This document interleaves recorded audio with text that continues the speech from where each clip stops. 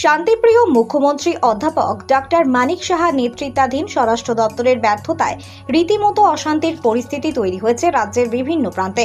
পঞ্চায়েত নির্বাচনকে সামনে রেখে রাজ্যের বিভিন্ন প্রান্তে অরাজকতা শুরু হয়েছে। কোথাও রাজনৈতিক হিংসা চলছে, কোথাও আবার সামাজিক হিংসার ঘটনায় অগ্নিগর্ভ পরিস্থিতি তৈরি হয়েছে।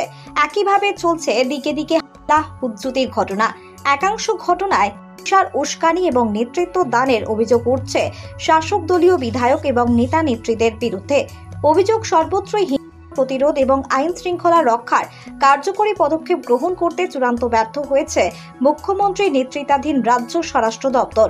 ঘটনার বিবরণে জানা যায়, গত 24 ঘন্টার রাজ্যের বিভিন্ন প্রান্তে একযোগে একাধিক ঘটনায় অস্থিরতা তৈরি হয়েছে। পঞ্চায়েত নির্বাচনে সিপিআইএম প্রার্থীরা মনোনয়নপত্র পেশ করতে পারছেন না বন্ধ করতে শনিবার আগরতলার পুলিশ সদর দপ্তরে ঘেরাও করল সিপিআইএম কর্মী সমর্থকরা।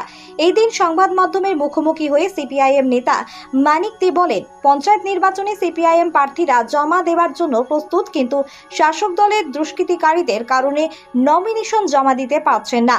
অতি সত্বর সন্ত্রাস বন্ধ করার দাবি রাখেন। পাশাপাশি রাজ্যের মুখ্যমন্ত্রী এই বিষয়টি গুরুত্ব সহকারে দেখার আবেদন করেন তিনি। কি করে কন্টেস্টে জিতে এটা হাসাহাসি হয় ত্রিপুরা সম্পর্কে। আপনারা টিভিতে মাঝে মধ্যে ডিসকাশনে শুনেন, এগুলো চলছে, এই জায়গায় নিয়ে পৌঁছেছে। আমরা বলেছিলাম যে ভোটটা করুন, কে কাকে ভোট দেবে সেটা মানুষ ঠিক করবে, ভোটটা করতে দিন। এবং সেখানে গিয়ে ভোট করবেন না 2019-এ একই ঘটনা পুনরাবৃত্তি করতে চলেছে। গতকাল যেটা করেছে আমার মনে হয় না, খুব খারাপ অবস্থা। আমাদের পার্টি বিধায়ক কমিটির সদস্য, জেলা পরিষদের প্রার্থী যেভাবে তাকে মেরেছে, ডাক্তারদের বক্তব্য খুব কঠিন তাকে রক্ষা করা। যাই হোক, আমরা আশা করি সে রক্ষা পাক, সেটা আমরা চাই। এই পরিস্থিতি শুরু হয়ে গেছে। 18টা ব্লক হিসেব দিয়েছি আমরা, 18টা ব্লক তারা জমায়েত করে এই জায়গার চত্বরে ঢুকতে দিচ্ছেন না। 35টার মধ্যে 18টা, বাকিগুলো আমরা বলি না, যেহেতু বাধাপ্রাপ্ত হইনি আমরা। 18টা ব্লক এই পরিস্থিতি চলছে। আমরা বলেছি যে এটা বন্ধ করুন, এখানে উপযুক্ত ব্যবস্থা নিন। আমরা আমাদের দিক থেকে 3-4টা দাবি আমরা রেখেছি।